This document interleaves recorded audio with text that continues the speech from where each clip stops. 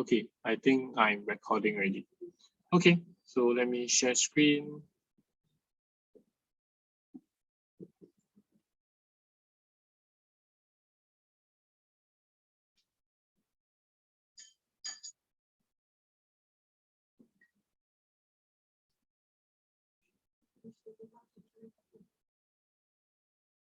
You all can see? Can see, yeah? Okay, good. Okay, give me a moment. Let me do some adjustments.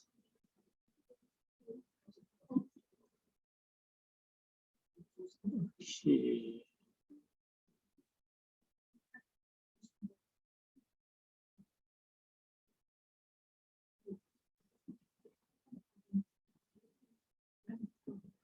Give me a moment, sorry. Okay, so yeah, okay, question 13. So question 13 is about practical electricity, like for your talking about power of your electrical appliances and all this. So over here you have 3 types of television: your LCD, LED, plasma, rear projection, with different power ratings. Getting over here, the units is given in kilowatts, means it's in 1,000 watts. So over here, they tell you that the cost per kilowatt hour of electricity is 30 cents. Calculate the total cost of using the LCD TV for 3 hours a day, okay, for 1 year. Okay, so in this case, first you need to understand that, okay, for power, it will be equals to, as in energy is equals to power times time. So, okay, let me show over here. Okay, power, energy is equals to power times time. Okay, so for LCD TV, okay, LCD TV can see that the power is 0.17.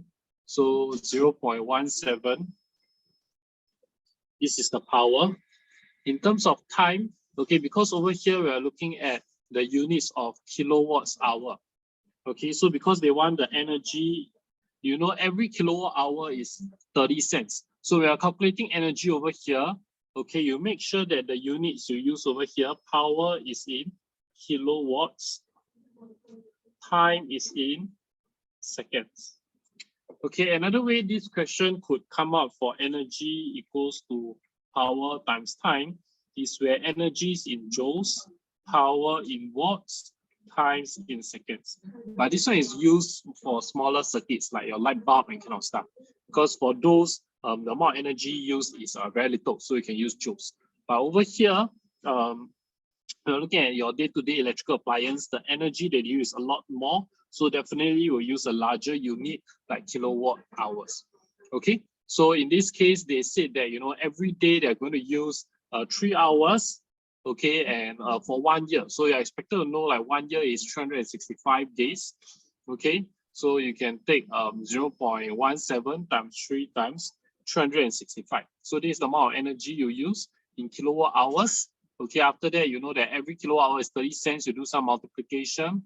Make sure the answer is in up to 2 dp for cost. Okay, when it comes to money, okay, we go to the nearest cent. Okay. Alternatively, this is another way that you can do it. Okay, they calculate the cost per day first. Then after that, they multiply by. Okay. I think this one is cost like per year. Okay, so you can see a calculation is similar. Okay, so 3 times 0.17 times 0.3, okay, where this 0.3 is the 30 cents lah.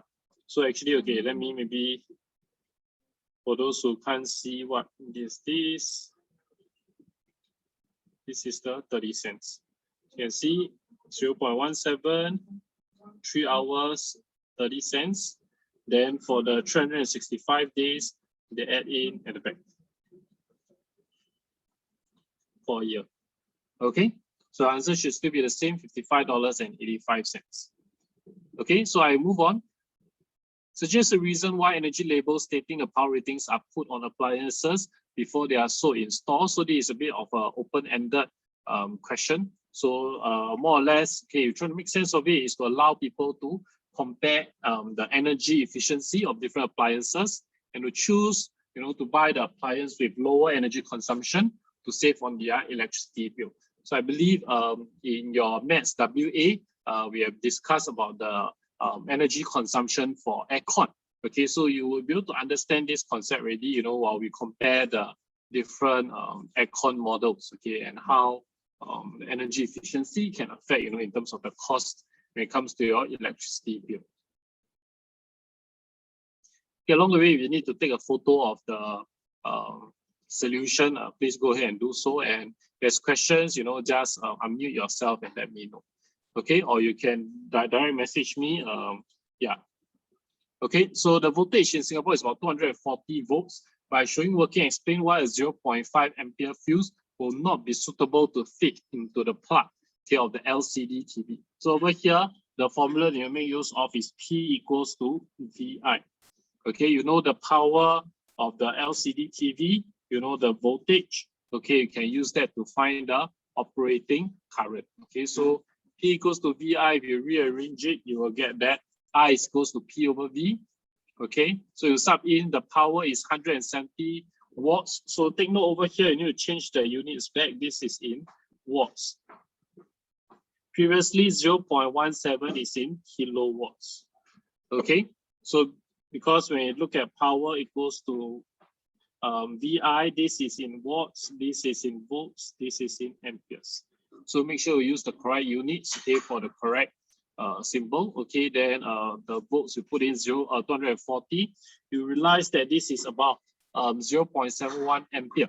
So we use a 0.5 ampere fuse rating. Okay, your LCD TV cannot really work because the fuse rating, okay, needs to be larger. Okay, if it is smaller, then it will always exceed, it will always melt, it will always blow, then your LCD TV cannot work properly.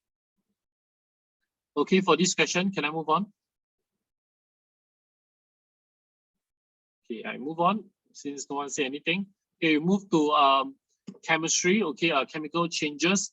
Clarence conducted a series of experiments using some substances as shown in figure 14 below. Okay, there's solution P, you add zinc, you get zinc chloride and gas Q. You add sodium hydroxide, you get salt and water. So identify the following substances. So from here, you can see that these react with acid, this react with a metal and react with an alkali. Okay, so this is a metal, this is an alkali. So from what you learn, okay, you know that this will definitely be an acid. Okay, so if is there anyone in the waiting room just in case? Later got people in the waiting room, then still waiting, I don't know. Okay, don't have. Okay. So yeah, let me continue. So yeah, okay, you know there's the acid. Okay, so over here you don't have any other information. You know that acid alkali give you salt and water. Yes. Over here, you know, acid metal give you zinc chloride and gas. So immediately you know acid metal, the gas that's being produced is your hydrogen gas. Okay, and you know that when it comes to your salt formation, the metal part will comes from the metal, or if it is alkali, also comes from the alkali. If it's carbonate, it comes from the carbonate. The other part will tell you what kind of acid this is. Okay, so if it's a chloride, this means that your acid must be a hydrochloric acid.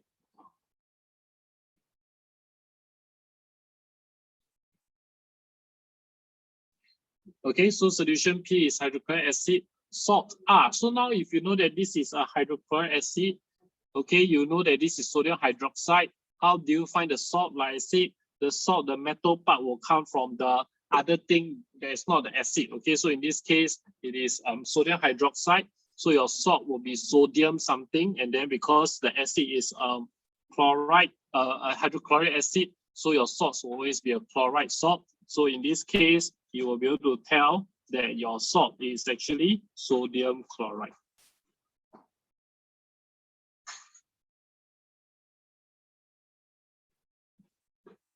Okay. State the observation when blue litmus paper is dipped into solution P. So solution P is an acid. If you put blue litmus paper in, okay, it will become red. Okay, so blue litmus paper will turn red. So let me show you the solution. So blue litmus paper will turn red. because we are looking at a change, you need to tell me what's before and what's after. So you don't just say you turn red. Okay, it'll be better if you can tell me blue litmus paper turns red. Okay. Okay, I continue on. Explain how water was formed with reference to the ions involved in a reaction between solution P and sodium hydroxide. Okay, so in this case, if we know that your they are focusing on this equation, this reaction, hydrochloric acid with your sodium hydroxide giving you salt and water. We know that the salt is being produced because the sodium comes from the alkali, the chloride comes from the acid, okay, the hydrochloric acid. Then the water comes from where? This means that the water must come from your hydroxide, and in this case, so the acid is hydrogen. We know the definition of acids are substances that produce hydrogen ions when dissolved in water. Okay, for alkali, the definition is that they are substances that produce your hydroxide ions when dissolved in water. So you know that over here, there will be hydrogen ions.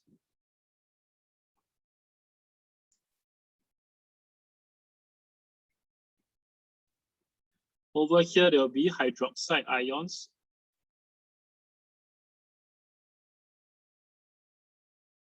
Which if you write it out in symbols, it is actually H plus and OH minus.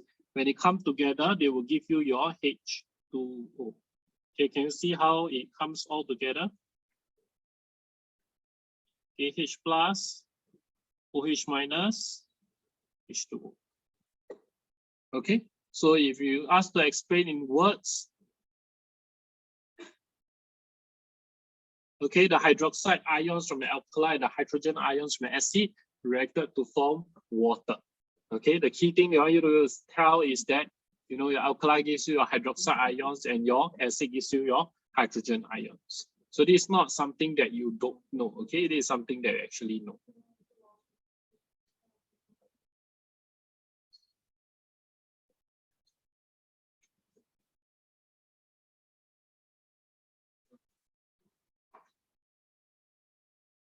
Okay.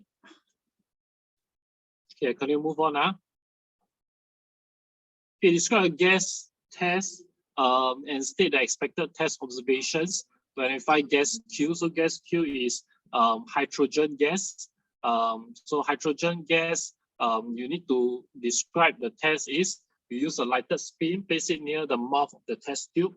Okay, lighted spleen near the mouth of the test tube. This is the test. Okay, then the observation. Okay, if there is hydrogen gas, the lighted spleen will extinguish with a pop sound. So this one I think we say before a lot of times, you should be quite familiar for most of you. Okay.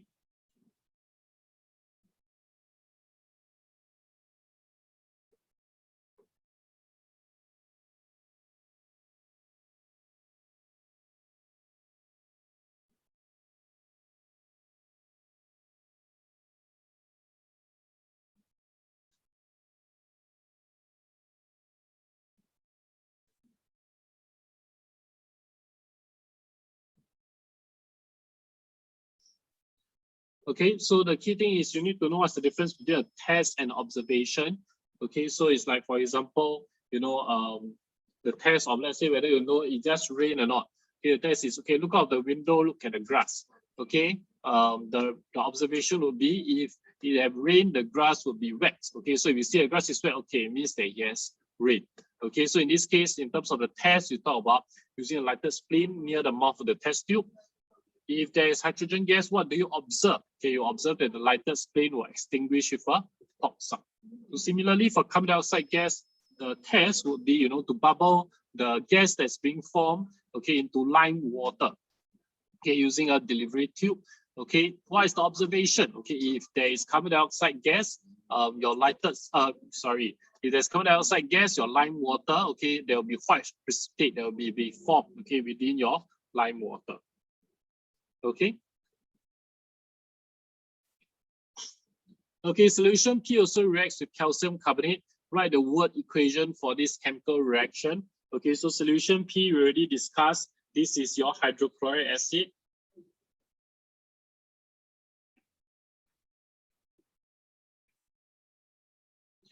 Okay, and then it's going to react with calcium carbonate.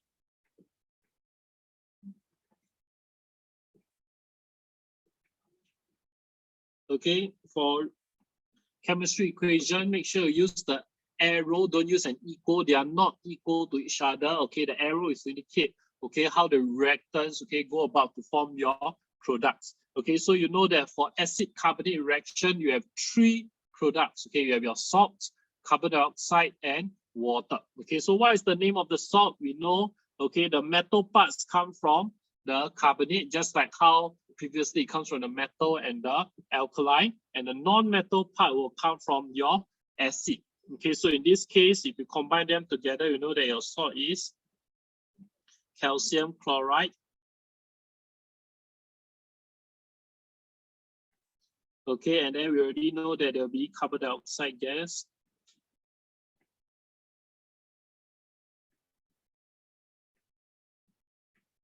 And of course, water. Okay.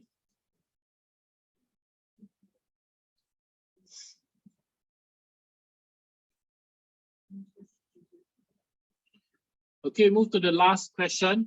Beatrice wanted to classify the following substances into acids and alkali. Define the term acid. So just now we did briefly mention acid are substances that produces H+ ions, your hydrogen ions, when dissolved in water.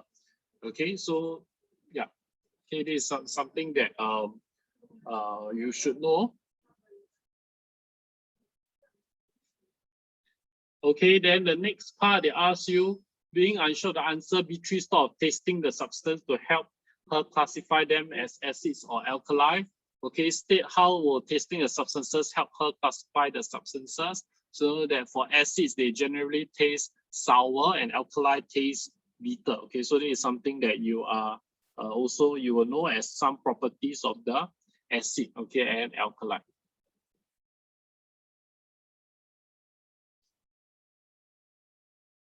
Okay, explain, is it not a good idea to use your method in A part 1 to classify the substances? Okay, I think there's some typo over here, but I think it is referring to B, not A. But basically, you know, do you want to taste your substance? Okay, of course, you know, you don't want. Not all substances are edible. Okay, therefore, it's dangerous to use tasting to differentiate between acid and alkali. Okay, because would you want to taste your potassium hydroxide, your car battery solution, your soap? Okay, I don't think you want to do that. Okay, and some of them may be very concentrated, so it can be very dangerous. Okay, you might, you know, burn or corrode your own tongue. Joshua, you have something you want to ask? Yeah, can I say some acids may be corrosive and will burn your tongue when you try to taste it? Yeah, I think would be able to get a mark. Yes. Okay, thanks.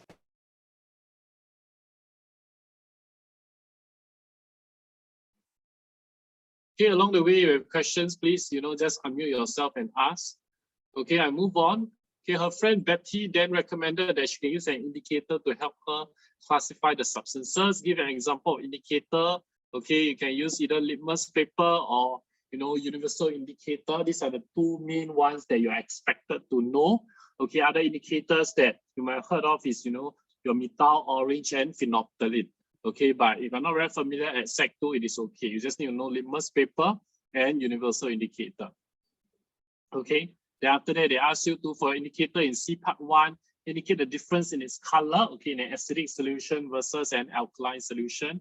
If you discuss using litmus paper, okay, you need to tell me that acid will turn moist blue litmus red, while alkali will turn moist red litmus blue.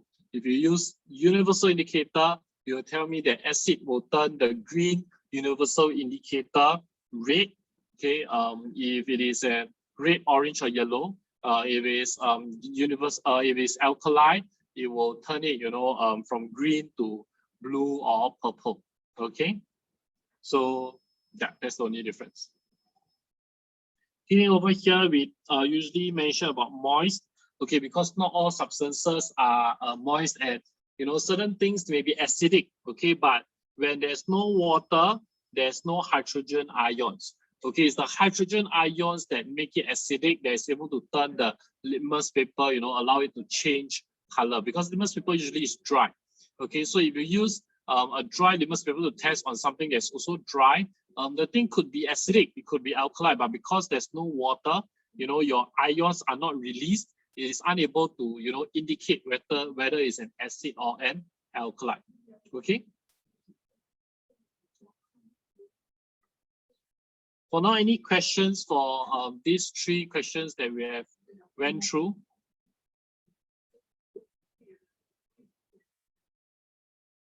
Okay, don't have, then I will move to where Mrs. Samuel left off for her class before coming back. Okay, I already have some requests for certain questions, so I will come back to them again.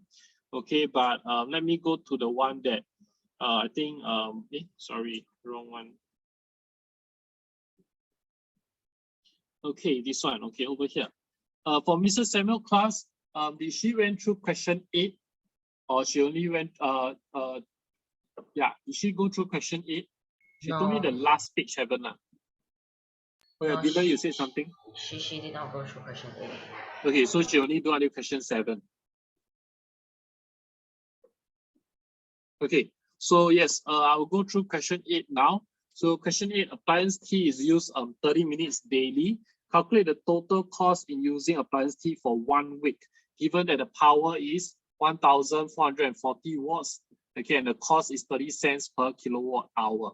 So this is similar to the question that you saw just now in the WA. So basically over here, they want you to tell that it's 30 cents per kilowatt hour. So you make sure you calculate your energy in kilowatts hour. So to make sure you calculate energy in kilowatts hour, your power needs to be in kilowatts. So 1,440 watts, make sure you convert it into kilowatts, which is 1.440 because divided by 1,000. In terms of the time taken, in terms of hours, we have, they say 30 minutes daily for 1 week. So 30 minutes daily is half an hour, so it's 0.5. 1 week is 7 days. So if you multiply these together, you get about 5.04 kilowatts hour. Multiply by 30 cents, you should get about $1.51. Okay, so you've done this, you can just mark your answer. Okay, I'll move to question 9 also. Okay, 2 dry cells are connected to a circuit with 4 resistors. So this is your 2 dry cells. This is your 4 resistors. Okay, calculate the potential difference across the 3 ohm resistor. Okay, so if you know that the current going through here is 3 ampere, okay, and this is 3 ohm, you can make use of V equals to IR, okay, where I is 3 ampere, R is 3 ohms, you get 9 volts. Okay, so once you know that this is 9 volts, okay, this also means that the battery itself is 9 volts. Over here across will also be 9 volts and 9 volts because in a parallel circuit, okay, the potential difference across each branch is the same. Okay, so each one of them will all be 9 volts. Then they ask you to calculate the current in I3. So to calculate the current in I3, you know that this is 9 volts, you know that it's 1 ohm. Okay, make you all still the same formula, V equals to IR, but now I is equals to V over R. So V is 9, R is 1, you get 9 ampere. So now you know that current I3 is actually 9 amperes.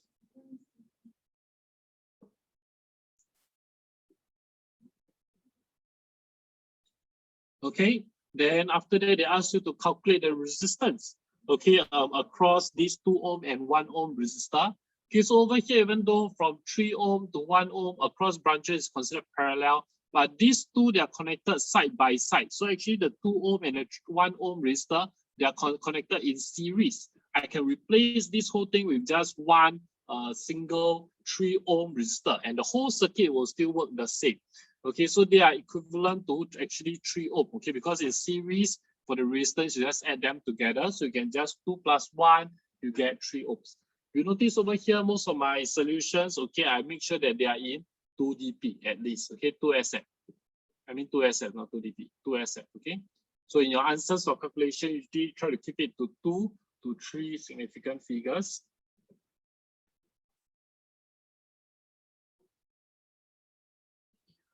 Okay, last but not least, calculate the effective resistance of the circuit. So to calculate effective resistance of the circuit, there's a few ways of doing it. Okay, because now there's sufficient information, there's more than one way of doing it. You have insufficient information, you make use of whatever you have to do the calculation.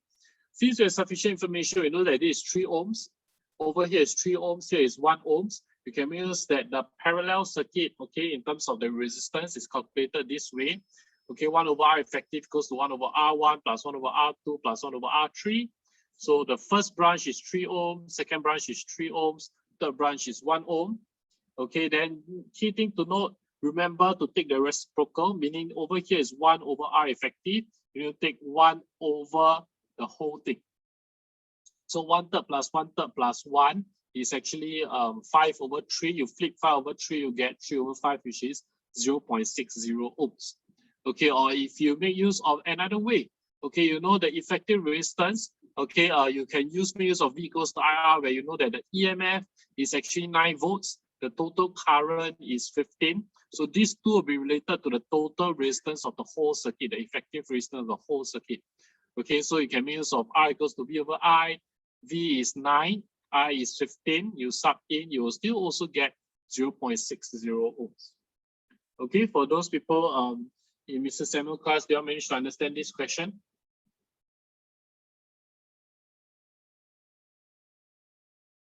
Okay, good. I'll move to the last question. Okay, 3 dry cells are connected to a circuit with 2 resistors, a bulb and a switch. Okay, so you can see over here, this is your 2 resistors, this is your bulb, this is your switch.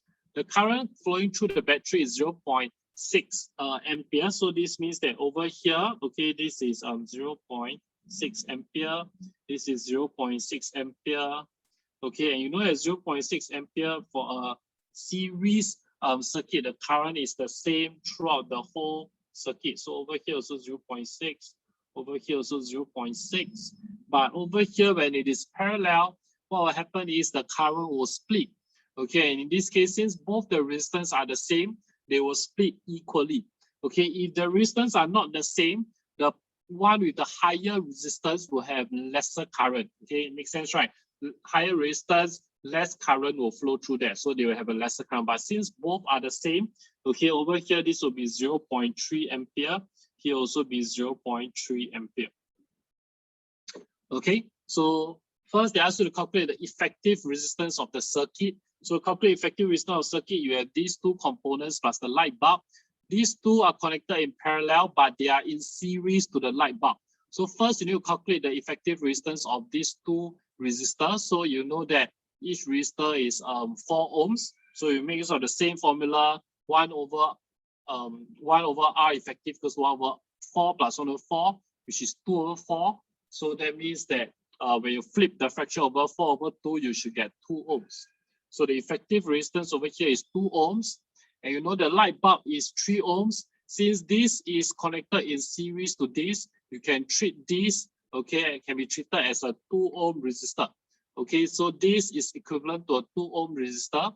So 2 plus 3, you will get 5 ohms. So the effective resistance over here will just be 5 ohms.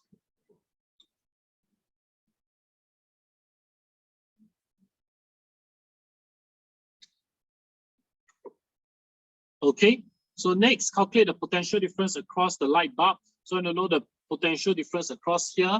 Okay, since you know the resistance here, you know the current here, you can find the potential difference. V equals to IR. So V will be equals to, I will be equals to 0.6, since we know the current through the whole circuit is the same.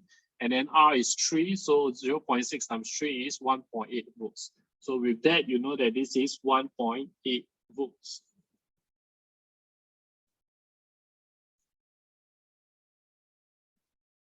Part C, they ask you to calculate the EMF of the dry cells. Okay, to calculate the EMF over here, okay, you need to know what is the total resistance of the whole circuit and the current that's passing through the whole thing, okay, because that will give you the EMF, correct? So if you know the total resistance over here, you know that it's 5 ohms, you know that the current going through is 0.6, okay, making use of that, okay, you can find that this is equals to 3 volts, okay? Because for the whole circuit, since you're looking at the whole circuit, then you need to know what is the current going through the whole circuit. you know what is the effective resistance of the whole circuit. So 0.6 and 5, you get 3 volts. So this is the voltage for the whole circuit, okay, 3 volts.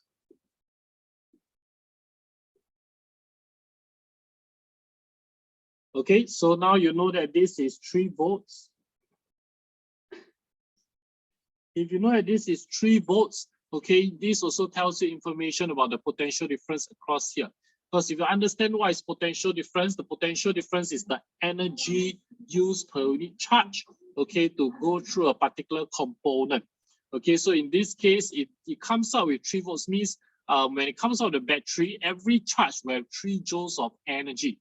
And you know, from the general understanding is that when you go through the whole circuit, you need to use up all of them before you come back and receive your next boost, okay, before you go out. So all of them, when they go out, they need to make use of the 3 joules of energy for each charge.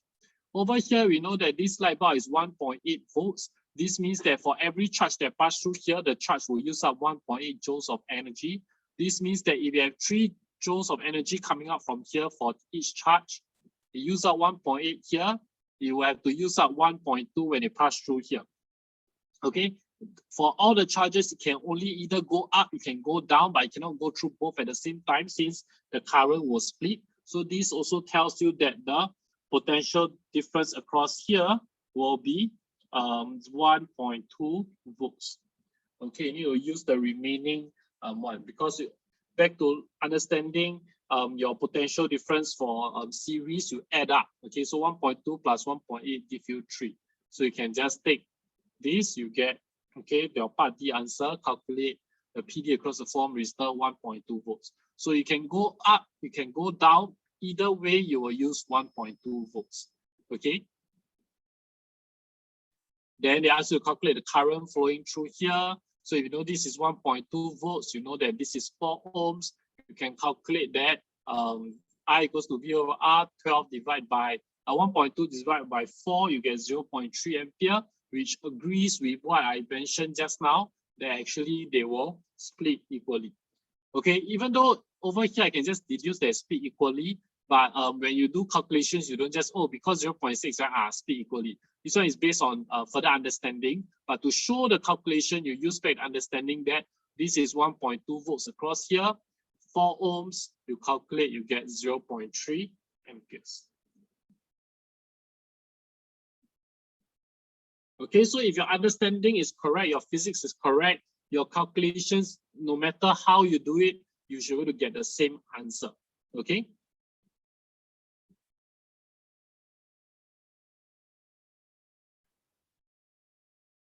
Okay, with that, let me answer one of the questions that has been raised, okay, for WA3, which is actually question 1. Okay, so from now onwards, if you have any questions, you can also just either DM me, or you can later, you just unmute yourself and ask the question.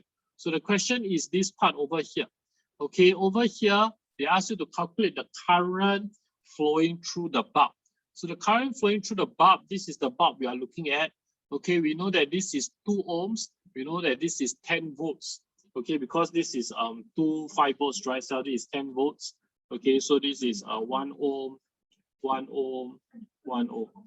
Okay, so some people will ask, hey, how come the current flowing through here is not 10 divided by 2? Okay, because from what we learned, if I equals to V over R, I should take the potential difference across the resistance, because the light bulb resistance is 2. Okay, then how come it is not 10 divided by 2? How come it's 10 divided by 5? Because 10 volts is the potential difference across the whole circuit. When you want to apply your formula that V equals to IR to find the current that's going through the light bulb, this V must be the V across the light bulb. When you use that, the R is the resistance of the light bulb. Okay, so then in that case, because I don't know what is this, okay, so I can't make use of this way of calculation.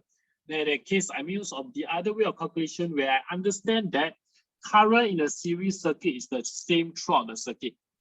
So, you know, the current through here, the current through here, through here, through here, through here, they are all the same. So if they are all the same, what I could do instead is I know the effective resistance of the whole circuit, and I know the potential difference across the whole circuit. So I know that it's 10 volts across 5 ohms. I can make use of 10 volts divided by 5 ohms to calculate the current, which is 2 amperes, and these 2 amperes will be same throughout. Be it through the light bulb, through the resistor, through the battery, all will be 2 amperes. You understand now? Okay, so this is one of the questions that has been raised. Okay, so actually that's all I have. Do you have any other questions for any of the other parts, any concept you'd like me to go through?